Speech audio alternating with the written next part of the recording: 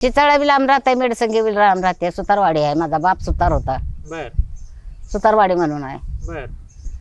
मग ते बी साजनच भाऊ भाऊ होत. काय सुतार काम करायचे का वडील? हो, काय काय असायची काम? असं इमलं बांधायचं सगळं. पहिलं टिपणी, कुळवं, आवतं, नांगार याच होतं, लाकडाचंच होतं ना. टिपणीचं फन करायचं, ती किकऱ्यानं वरण वाकास हाणून शेणा काढायचं, टिपणी बेरायच्या, झालं तर नांगार करायचं. असं आता खांड दांड मिशनीवर निघाले ते, तेव्हा असं बापा संग लहान असताना कापू लागायचं. होय, तुम्ही पण जायचं का? मी बी पण जायचे. शिरशीला जाऊन माळवाद असलं बांधलं होतं कापून शेणान. मला म्हणजे ते काय काम घेतलं होतं कधी?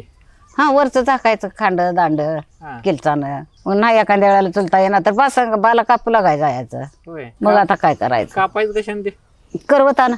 होय, करत होते का ते? हा, कोण कोण होतं वडिलांबरोबर काम करा? कोण कोण होतं?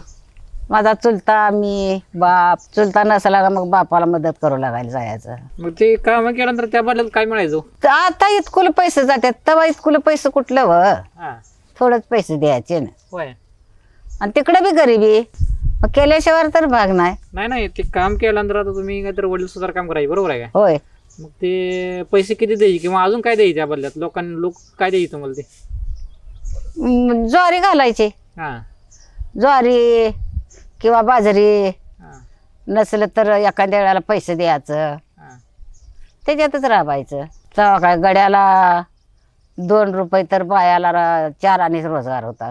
4 आणे दिलं म्हणजे चिळत्या कुणब्यानं सांगेल ते काम करायचं.